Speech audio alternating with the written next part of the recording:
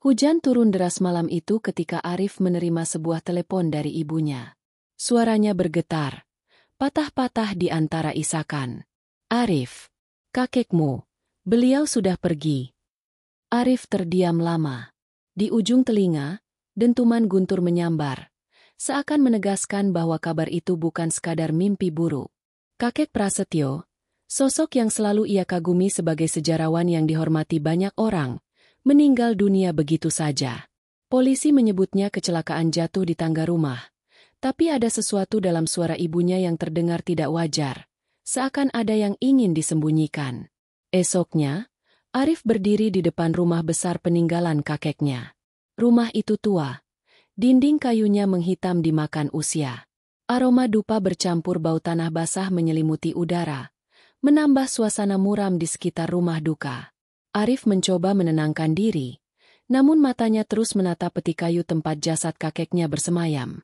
Ada luka kecil di pelipis kanan kakeknya, terlalu rapi untuk disebut kecelakaan. Malam harinya, ketika para pelayat mulai berkurang, Arif berjalan menyusuri kamar kerja kakeknya. Rak-rak penuh buku sejarah berdiri kokoh, namun ada satu lemari tua yang pintunya setengah terbuka. Rasa ingin tahu mendorong langkahnya. Di balik tumpukan kertas kusam, ia menemukan sebuah kotak kayu kecil, tertutup debu dan sarang laba-laba. Kotak itu terkunci, namun di bawahnya terselip sebuah kunci tua berkarat. Dengan jantung berdegup kencang, Arif memutarnya. Suara klik yang lirih terdengar, lalu kotak itu terbuka. Isinya hanya 3 benda. Sebuah buku harian dengan sampul kulit yang sudah rapuh. Foto lama yang buram, menampilkan sosok-sosok samar berdiri di depan sebuah bangunan tua. Kunci besi kecil yang bentuknya aneh, berbeda dari kunci rumah biasa. Arif membuka buku harian itu, namun hampir semua halamannya kosong. Hanya ada satu kalimat yang ditulis dengan tinta hitam yang mulai pudar. Kebenaran terkubur di bawah tanah. Arif menelan ludah. Kata-kata itu terasa seperti pesan terakhir kakeknya. Sesuatu yang selama ini disembunyikan, kini diwariskan padanya. Dan entah mengapa, malam itu, ia mendengar suara pintu kamar kerja berdiri tertutup dengan sendirinya, meski tak ada seorang pun di belakangnya. Malam itu, Arif menatap buku harian rapuh itu berulang kali. Halamannya kosong, seolah tak pernah ditulis apa-apa selain kalimat tunggal yang sudah ia baca. Namun, naluri jurnalistiknya menolak untuk percaya begitu saja. Kakek Prasetyo terlalu cermat untuk meninggalkan buku kosong tanpa alasan. Arif mengingat samar-samar. Dulu kakeknya pernah bercerita tentang tinta rahasia yang hanya bisa dibaca dengan perlakuan tertentu. Ia pun teringat seorang sahabat lamanya, Rani, seorang ahli kimia forensik yang bekerja di laboratorium universitas. Tanpa pikir panjang, ia menghubunginya. Keesokan harinya, di laboratorium sepi yang hanya diterangi lampu neon redup, Rani menaruh buku itu di bawah cahaya ultraviolet. Awalnya, tak terjadi apa-apa. Namun, setelah ia menyemprotkan cairan kimia tertentu, perlahan-lahan tulisan samar mulai muncul, merayap di permukaan kertas seperti bayangan yang kembali dari masa lalu. Arif menahan napas. Tulisan itu ternyata berupa catatan harian yang penuh dengan tanggal, lokasi, dan kisah-kisah singkat.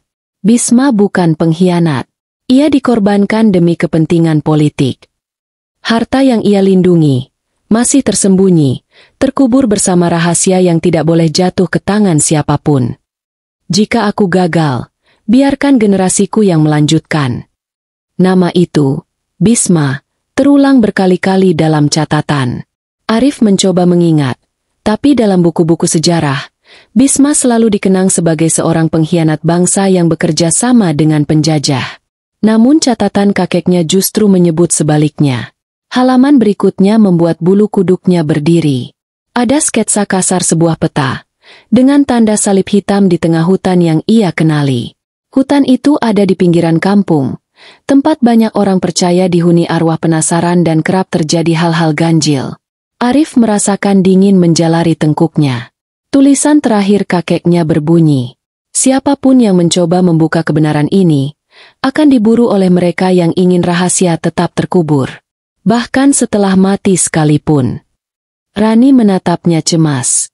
Arif, ini lebih dari sekadar catatan sejarah. Ini seperti peringatan. Namun sebelum Arif bisa menjawab, lampu di laboratorium tiba-tiba padam. Hanya ada suara dengung listrik dan aroma hangus yang samar. Dalam kegelapan, Arif yakin ia melihat bayangan seseorang berdiri di sudut ruangan, padahal pintu terkunci dari dalam. Sejak tulisan di buku harian itu terungkap, hidup Arif tidak lagi sama. Telepon tanpa suara sering berdering tengah malam. Surat tanpa nama ditemukan di depan pintunya. Hanya berisi kalimat singkat. Berhenti mencari. Atau kau akan bernasib sama seperti dia. Awalnya Arif menganggap semua itu hanya intimidasi biasa. Mungkin dari orang yang tidak suka pada pemberitaan-pemberitaan investigasinya di masa lalu. Namun ketika rumahnya benar-benar dibobol suatu malam, ketakutannya berubah menjadi keyakinan. Ia menemukan pintu depan terbuka, kaca jendela pecah, dan laci-laci kamarnya berantakan. Anehnya, barang-barang berharga tetap utuh. Hanya satu yang hilang, buku harian kakeknya. Untung saja, Arif sudah menyimpannya di tempat aman beberapa jam sebelumnya. Yang hilang hanyalah kotaknya. Di tengah kekacauan itu, ia melihat sesuatu di dinding, jejak tangan hitam, seperti bekas arang, memanjang dari lantai hingga ke atas plafon. Arif terpaku. Itu bukan pekerjaan maling biasa. Beberapa hari kemudian, di sebuah kafe kecil dekat kampus, Arif bertemu dengan seorang wanita muda bernama Sari. Rambut hitamnya digelung sederhana. Matanya tajam namun penuh rasa ingin tahu. Ia memperkenalkan diri sebagai mantan murid kakek Prasetyo di Fakultas Sejarah. Pak Prasetyo pernah bercerita pada saya, kata Sari dengan suara bergetar, tentang penelitian rahasia yang tak pernah ia publikasikan. Ia menyebut nama Bisma. Katanya, sejarah bangsa ini sengaja menutupi sesuatu. Sesuatu yang bisa mengubah cara kita melihat masa lalu. Arif mengangguk, merasakan darahnya berdesir. Kau tahu tentang keluarga Bisma? Sari menarik napas panjang. Keluarganya hancur setelah tuduhan pengkhianatan itu. Semua catatan resmi mengubur nama mereka dalam aib. Tapi Pak Prasetyo yakin, ada yang memanipulasi sejarah. Ia bahkan bilang, masih ada keturunan Bisma yang hidup sampai sekarang, menyimpan rahasia yang berbahaya. Arif merasakan dingin menjalari tubuhnya. Kata-kata Sari menyambung sempurna dengan tulisan samar di buku harian. Tapi sebelum ia bisa bertanya lebih jauh, dari balik jendela kafe, ia melihat seseorang sedang memperhatikannya. Seorang pria berjas hitam berdiri kaku di seberang jalan, menatap lurus ke arah mereka.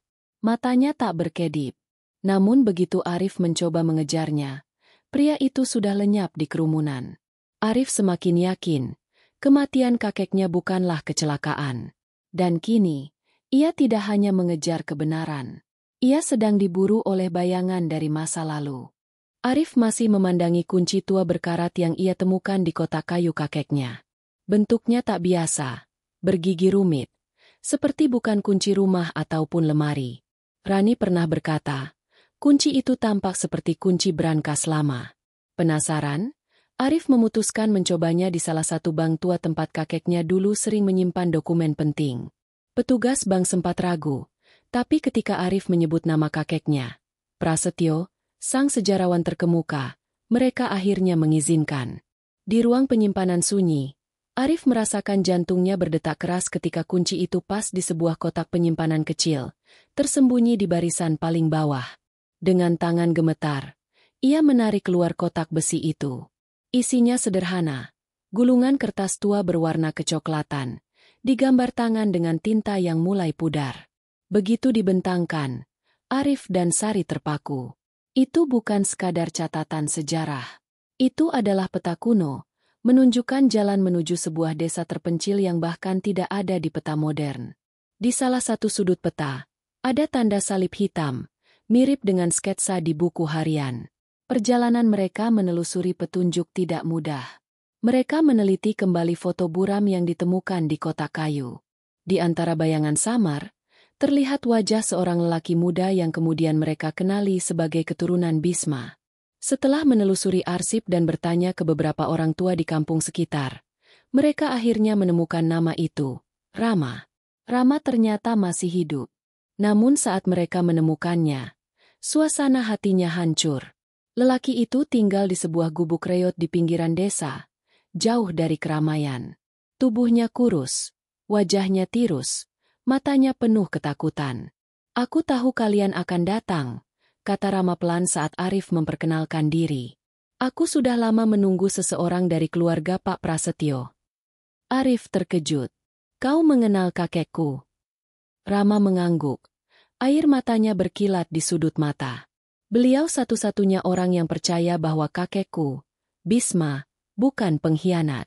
Tapi, kepercayaan itu membuatku hidup dalam bayang-bayang ketakutan. Sejak kecil, aku dijauhi, dicemooh, dianggap cucu pengkhianat. Dan lebih dari itu, suaranya menurun. Ada yang membuntuti keluargaku. Hingga aku satu-satunya yang tersisa. Sari menatap Rama dengan iba, tapi juga penasaran. "Apa kau tahu tentang peta ini?" Rama menatap gulungan kertas tua di tangan Arif. Lalu wajahnya berubah pucat. Itu milik kakekku. Harta yang ia sembunyikan. Bukan sekadar emas atau permata. Ada sesuatu yang jauh lebih berbahaya di sana. Dan siapapun yang mencoba menemukannya, akan selalu diikuti oleh kutukan.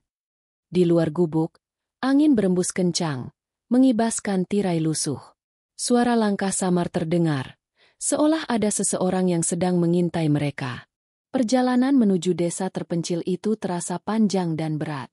Jalanan tanah becek setelah hujan, pepohonan rimbun yang seakan berbisik dengan suara angin. Namun, di tengah perjalanan, peta kuno itu perlahan mulai mengungkap rahasianya. Setiap simbol, garis, dan tanda aneh di kertas tua itu bukan hanya arah, tetapi juga potongan teka-teki yang membentuk kisah masa lalu. Arif, Sari, dan Rama berjongkok di sebuah pondok tua yang mereka jadikan tempat singgah sementara. Lampu petromaks redup di meja, menerangi peta yang terbuka di hadapan mereka. "Lihat ini," kata Sari sambil menunjuk lingkaran kecil di sudut peta. "Ini bukan hanya simbol lokasi. Ini tanda rahasia, penanda bahwa tempat itu adalah tempat eksekusi. Tempat di mana Bisma terakhir kali terlihat hidup." Rama menelan ludah. "Di catatan keluargaku, Bisma dituduh berkhianat karena menyerahkan informasi penting pada penjajah. Tapi, tidak ada satupun saksi yang benar-benar melihatnya melakukan itu. Semua hanya berdasarkan laporan seorang pejabat tinggi bernama Wiratama." Nama itu membuat Arif merinding. Ia pernah menemukannya di catatan kakeknya.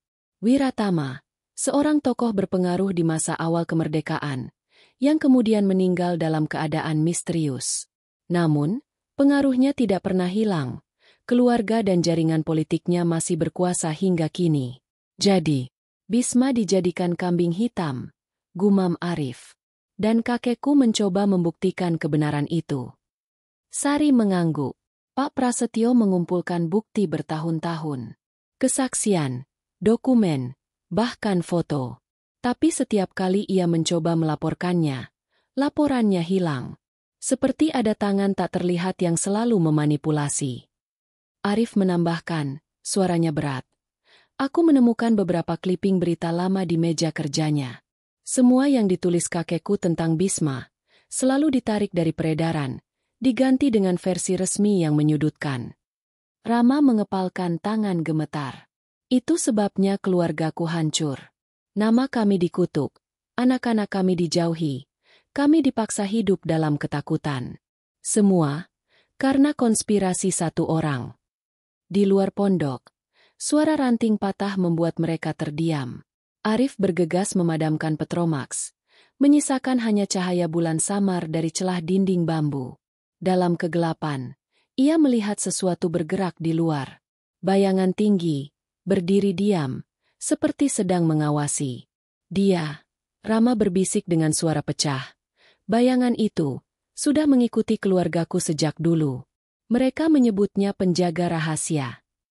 Arif menahan napas, merasakan bulu kuduknya berdiri. Kebenaran memang perlahan terungkap. Tapi bersamaan dengan itu, sesuatu dari masa lalu juga ikut bangkit.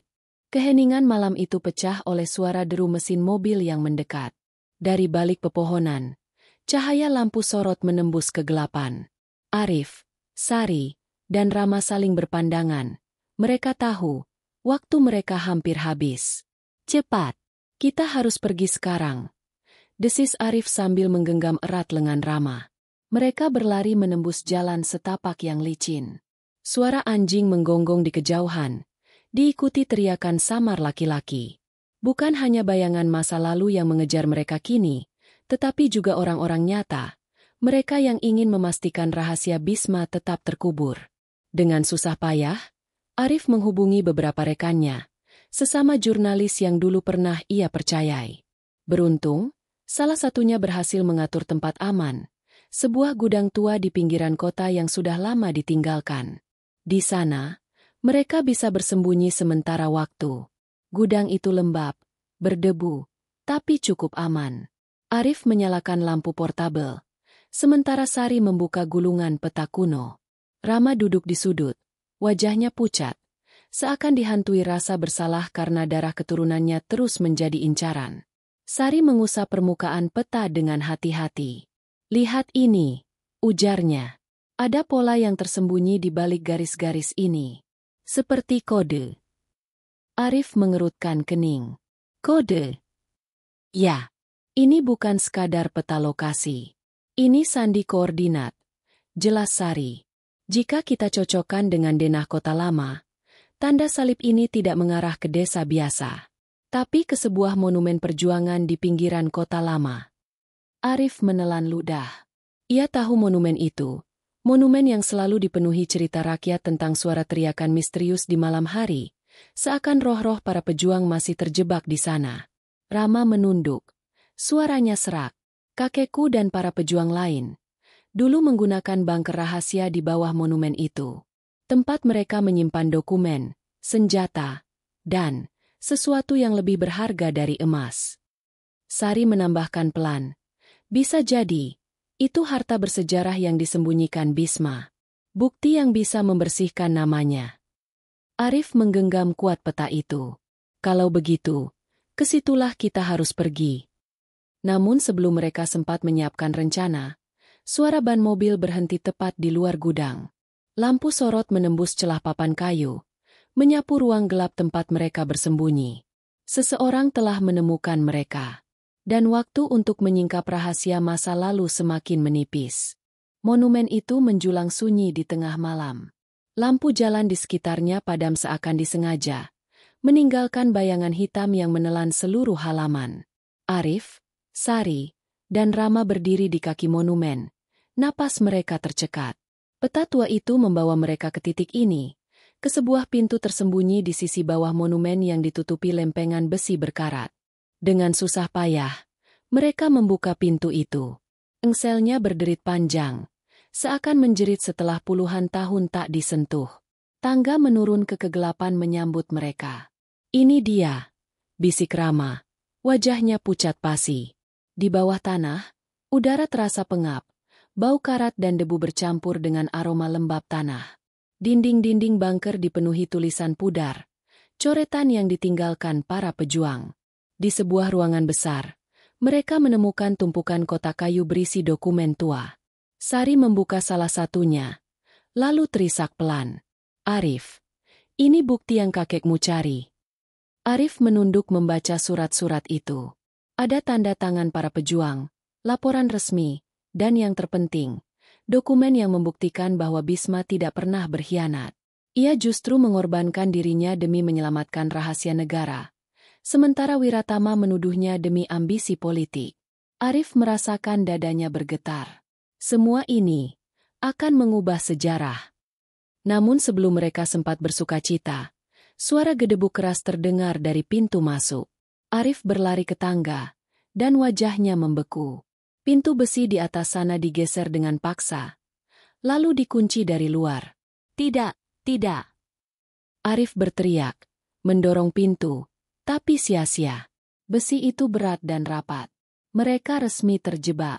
Dari dalam bunker, udara semakin tipis. Lampu portabel mereka berkedip-kedip, seperti diganggu sesuatu. Rama jatuh terduduk. Wajahnya penuh ketakutan. Mereka sudah tahu kita di sini. Kita akan mati terkubur seperti kakekku. Tiba-tiba, dari lorong gelap, terdengar suara langkah pelan. Bukan manusia yang mereka lihat, melainkan bayangan hitam tinggi menjulang, seakan terbentuk dari asap pekat. Sosok itu berdiri diam, matanya merah menyala, menatap mereka tanpa berkedip. Sari meraih tangan Arif, berbisik. Kalau ini memang bunker para pejuang, mungkin ada jalan keluar rahasia. Mereka pasti menyiapkannya dulu. Arif menelan ludah, menatap kembali ke peta kuno yang ia genggam. Di sudut bawah ada garis samar yang nyaris tak terlihat. Jalur kedua. Mereka harus menemukannya, sebelum bayangan itu semakin dekat. Bayangan hitam itu semakin mendekat, merayap di dinding bunker seperti asap hidup. Udara semakin dingin, membuat napas Arif dan Sari membeku di tenggorokan. Namun di tengah ketegangan, Arif menemukan tanda samar di dinding batu, ukiran panah kecil yang mengarah ke bawah. "Ini dia!" teriak Arif. Dengan tergesa, mereka menyingkirkan tumpukan kotak kayu yang menutupi bagian dinding. Rama menemukan celah pintu kecil, nyaris tak terlihat. Begitu mereka dorong bersama-sama, terbukalah lorong sempit berlapis tanah dan batu.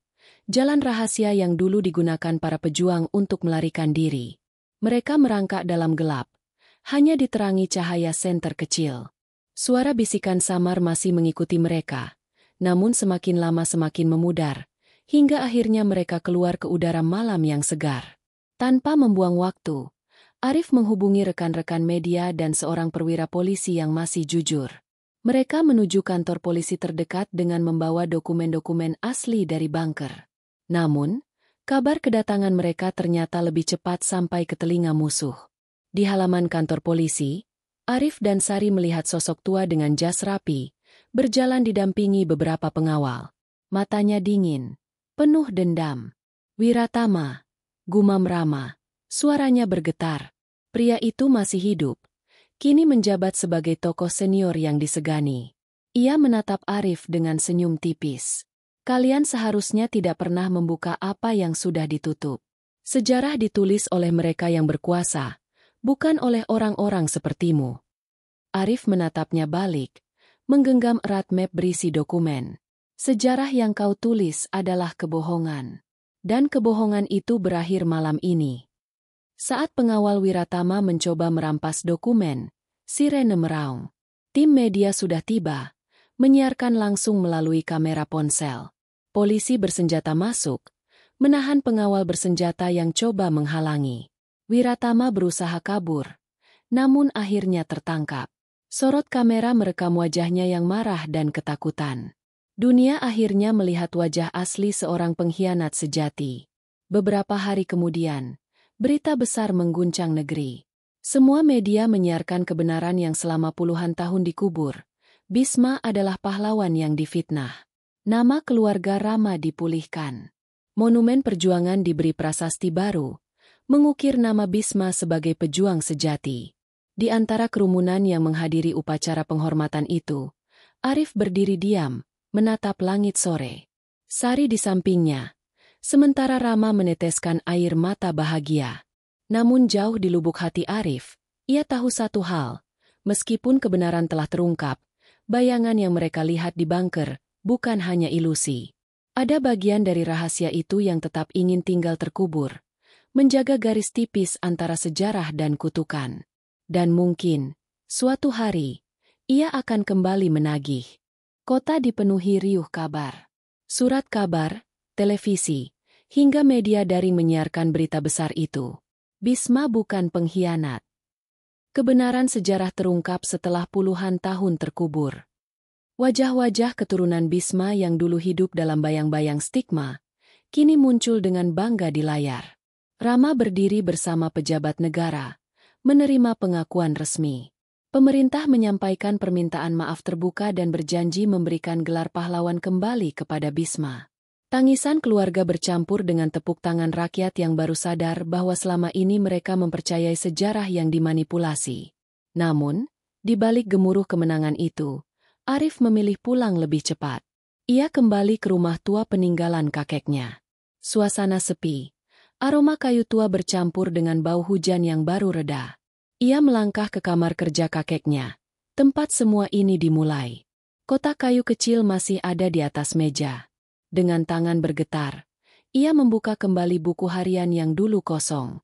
Helaan napasnya tercekat. Di halaman terakhir, yang sebelumnya polos, kini muncul tulisan samar dengan tinta yang baru saja terangkat entah dari mana. Kini, kamu tahu kebenarannya, nak. Arif menatap kata-kata itu lama sekali. Matanya panas, dadanya sesak. Seakan kakeknya benar-benar berbicara padanya dari balik kematian. Ia menutup buku itu perlahan, lalu memandang keluar jendela. Hujan berhenti, namun kabut tipis menggantung di udara. Dan di kejauhan, di antara bayangan pepohonan, Arif merasa melihat sosok samar berdiri diam, seakan masih menjaga. Apakah itu hanya ilusi kelelahan? Atau warisan penjaga rahasia masa lalu yang tak akan pernah benar-benar hilang? Arif hanya tersenyum getir. Terima kasih, Kek. Aku akan menjaga kebenaran ini. Hari-hari setelah pengungkapan kebenaran menjadi titik balik bagi kehidupan Arif. Ia tak lagi hanya seorang jurnalis yang mencari berita untuk bertahan hidup. Kini, ia merasa memiliki misi, menjadi suara bagi mereka yang terbungkam oleh sejarah, suara bagi kebenaran yang dikubur. Tulisan-tulisan Arif mulai dikenal luas. Artikel-artikelnya bukan hanya berita, melainkan potongan sejarah yang terkuak kembali. Ia menolak tunduk pada kekuatan yang mencoba menyembunyikan fakta. Dari ruang redaksi kecilnya, ia menggerakkan gelombang baru jurnalisme untuk kebenaran. Sari pun melanjutkan langkahnya. Sebagai sejarawan, ia mendirikan pusat penelitian independen yang berfokus pada arsip-arsip terlupakan. Baginya, sejarah bukan lagi sekadar catatan kaku, tapi napas kehidupan yang harus dijaga agar tidak lagi dipelintir oleh kepentingan. Rama, yang dulu hidup dalam ketakutan dan stigma, kini berjalan dengan kepala tegak. Ia meninggalkan desa terpencilnya dan merintis usaha kecil di kota. Setiap kali orang menyapanya, ia memperkenalkan dirinya dengan bangga. Saya cucu Bisma, seorang pahlawan. Beberapa bulan kemudian, di pagi yang teduh, Arif berdiri di depan makam kakeknya. Angin berhembus pelan, membawa aroma tanah basah. Di tangannya, sebuket bunga putih. Ia meletakkannya di atas nisan yang sederhana, lalu berjongkok. Dengan suara bergetar, ia berbisik. Terima kasih, kakek. Kisahmu akhirnya diceritakan. Di tangannya yang lain, ia menggenggam erat buku harian tua itu. Sampulnya yang lusuh terasa hangat, seakan masih hidup. Arif menatap langit, menarik napas panjang. Perjalanan ini belum selesai. Akan ada kisah-kisah lain, dan aku akan menceritakannya. Demi kebenaran. Ia berbalik, melangkah meninggalkan makam dengan langkah mantap. Kamera imajiner seakan mengikuti punggungnya yang perlahan menjauh. Siluetnya berpadu dengan cahaya mentari pagi yang menembus kabut. Di halaman terakhir buku harian, yang masih ia bawa, tinta samar kembali muncul. Kata-kata baru merayap, tak terlihat oleh Arif. Setiap kebenaran memiliki bayangannya sendiri.